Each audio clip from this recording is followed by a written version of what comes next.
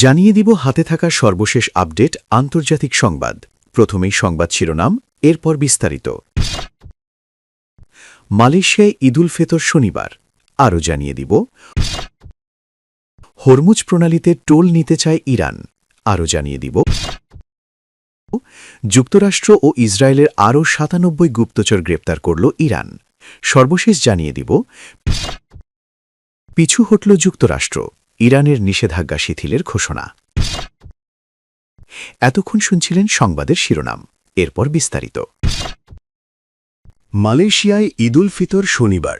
মালয়েশিয়ায় শনিবার ঈদুল ফিতর পালিত হবে, জানিয়েছেন রুলার্স সিলের রক্ষক সৈয়দ দানিয়াল আহমেদ।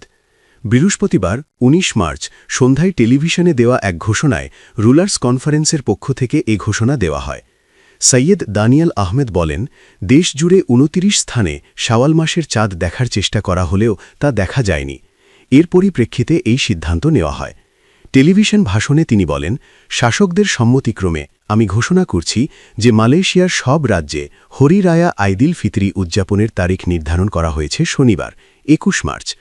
মালয়েশিয়ার মুসলমানরা গত ১৯ ফেব্রুয়ারি থেকে পবিত্র রমজান মাসের রোজা পালন শুরু করেন। প্রধানমন্ত্রী আনোয়ার ইব্রাহিম এর আগে ঘোষণা করেছিলেন, যদি হরি রায়া শনিবারে পড়ে তাহলে পরদিন অতিরিক্ত ছুটি দেওয়া হবে। এছাড়া হরি রায়া উপলক্ষে সারা দেশে টোল ফিতে ৫০% ছাড় ঘোষণা করেছেন তিনি। এই ছাড় বুধবার রাত ১২:০১ থেকে কার্যকর হয়েছে এবং বৃহস্পতিবার রাত ১১:৫৯ পর্যন্ত বলবৎ থাকবে।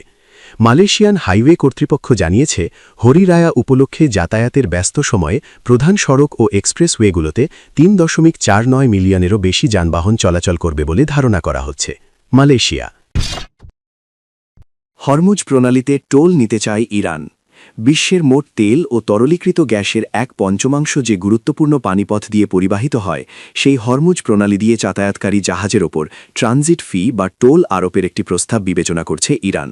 বৃহস্পতিবার ১৯ মার্চ দেশটির এক সংসদ সদস্য এ তথ্য জানিয়েছেন। ধারণা করা হচ্ছে, কৌশলগত এই সমুদ্রপথের ওপর তেহরানের সাম্প্রতিক নিয়ন্ত্রণকে কাজে লাগিয়ে অর্থ উপার্জনের লক্ষ্যেই এ পদক্ষেপ নেওয়া হচ্ছে। যুক্তরাষ্ট্র, ইসরায়েল ও ইরানের মধ্যে যুদ্ধ শুরুর পর থেকে তেহরান এই প্রণালী দিয়ে চলাচলকারী সেই সব জাহাজের যাতায়াতে বিঘ্ন ঘটাচ্ছে যেগুলোকে তারা তাদের শত্রু বা মিত্রপক্ষের সঙ্গে সংশ্লিষ্ট বলে মনে করে। ইরানিয়ান স্টুডেন্টস নিউজ এজেন্সির বরাতে ওই সংসদ সদস্য জানান, পার্লামেন্টে এমন একটি বিল নিয়ে আলোচনা চলছে যার অধীনে শিপিং, জ্বালানি পরিবহন এবং খাদ্য সরবরাহের জন্য এই প্রণালী ব্যবহারকারী দেশগুলোকে ইরানকে টোল ও ট্যাক্স দিতে হবে। ইরানের সর্বোচ্চ নেতার একজন উপদেষ্টা জানিয়েছেন, যুদ্ধের অবসান ঘটলে হরমুজ প্রণালীর জন্য একটি নতুন নীতিমালা চালু করা হবে। এর ফলে যেসব দেশ ইরানের ওপর নিষেধাজ্ঞা আরোপ করেছে তাদের ওপর তেহরান সামুদ্রিক বিধিনিষেধ প্রয়োগ করতে পারবে। মেহের নিউজ এজেন্সির তথ্য অনুযায়ী মোহাম্মদ মোখপার বৃহস্পতিবার ১৯ মার্চ বলেন, হরমুজ প্রণালীর কৌশলগত অবস্থান ব্যবহার করে আমরা পাশ্চাত্যের ওপর নিষেধাজ্ঞা আরোপ করতে পারি এবং এই পানিপথ দিয়ে তাদের জাহাজ চলাচল বন্ধ করে দিতে পারি। সূত্র রয়টার্স। যুক্তরাষ্ট্র ও ইসরায়েলের আরও ৯৭ গুপ্তচর গ্রেফতার করল ইরান। ইরানের গোয়েন্দা মন্ত্রণালয় জানিয়েছে, যুক্তরাষ্ট্র ও ইসরায়েলের হয়ে কাজ করার অভিযোগে কর্তৃপক্ষ আরও ৯৭ জনকে গ্রেফতার করেছে। তাদের মধ্যে দক্ষিণ পূর্ব ইরানে আটক হয়েছে ১৩ জন। ইরানি সম্প্রচার মাধ্যম IRIB কর্তৃক শেয়ার করা এক বিবৃতিতে মন্ত্রণালয় জানিয়েছে, আটককৃতরা দেশজুড়ে অস্থিরতা তৈরি এবং হত্যাকাণ্ড প্রভাবালোর পরিকল্পনা করছিল। এছাড়া মন্ত্রণালয় দাবি করেছে যে তারা ইরাক সীমান্তের কাছে দক্ষিণ পশ্চিম ইরানে ৫টি সশস্ত্র ভাড়াটে চক্রকে নির্মূল করেছে। এর আগে খবর এসেছিল যে উত্তর আলবোর্জ প্রদেশে শত্রুভাবাপন্ন নেটওয়ার্কগুলোতে যুদ্ধের ফুটেজ পাঠানোর অভিযোগে ৪১ জনকে গ্রেফতার করেছে ইরানি কর্তৃপক্ষ। এদিকে ইরানের আধা সামরিক বাহিনী রেভলিউশনারি গার্ডস IRGC জানিয়েছে যে যুদ্ধ শুরু হওয়ার পর থেকে এ পর্যন্ত যুক্তরাষ্ট্র ও ইসরায়েলের হয়ে কাজ করা ১৭৮ গুপ্তচরকে গ্রেফতার করা হয়েছে।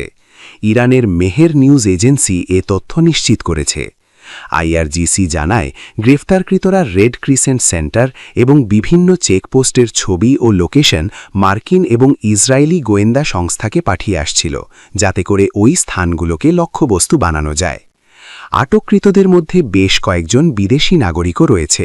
তাদের কাছ থেকে অস্ত্র, লোকেশন শনাক্তকারী ডিভাইস, বিশেষায়িত যোগাযোগ সরঞ্জাম এবং বিদেশি মুদ্রা উদ্ধার করা হয়েছে। সূত্র আল জাজিরা। পিছু হটল যুক্তরাষ্ট্র, ইরানের নিষেধাজ্ঞা শিথিলের ঘোষণা। ইরানের ওপর চাপিয়ে দেওয়া যুক্তরাষ্ট্র ও ইসরায়েলের অসম যুদ্ধের ২০তম দিনেই নমনীয় হয়েছে ওয়াশিংটন। তেহরানের তেল রপ্তানির ওপর যে নিষেধাজ্ঞা পশ্চিমারা দিয়েছিল তা শিথিলের পরিকল্পনা নিয়েছে প্রেসিডেন্ট ডোনাল্ড ট্রাম্পের প্রশাসন। বৃহস্পতিবার ১৯ মার্চ এ তথ্য জানিয়েছেন মার্কিন ট্রেজারি সেক্রেটারি স্কট বেসেন্ট। বিশ্ববাজারে তেলের সরবরাহ স্থিতিশীল রাখার লক্ষ্যে সমুদ্রপথে থাকা ইরানি তেলের ওপর আরোপিত বিধিনিষেধ যুক্তরাষ্ট্র শিথিল করতে পারে বলে জানিয়েছেন বেসেন্ট। ফক্স বিজনেসকে দেওয়া এক সাক্ষাৎকারে তিনি এ তথ্য জানান। ইরানের ওপর চাপিয়ে দেওয়া যুক্তরাষ্ট্র ও ইসরায়েলের অসম যুদ্ধের ২০তম দিনেই নমনীয় হয়েছে ওয়াশিংটন। তেহরানের তেল রপ্তানির ওপর যে নিষেধাজ্ঞা পশ্চিমারা দিয়েছিল তা শিথিলের পরিকল্পনা নিয়েছে প্রেসিডেন্ট ডোনাল্ড ট্রাম্পের প্রশাসন। বৃহস্পতিবার ১৯ মার্চ এ তথ্য জানিয়েছেন মার্কিন ট্রেজারি সেক্রেটারি স্কট বেসেন্ট। বিশ্ববাজারে তেলের সরবরাহ স্থিতিশীল রাখার লক্ষ্যে সমুদ্রপথে থাকা ইরানি তেলের ওপর আরোপিত বিধিনিষেধ যুক্তরাষ্ট্র শিথিল করতে পারে বলে জানিয়েছেন বেসেন্ট। ফক্স বিজনেসকে দেওয়া এক সাক্ষাৎকারে তিনি এ তথ্য জানান।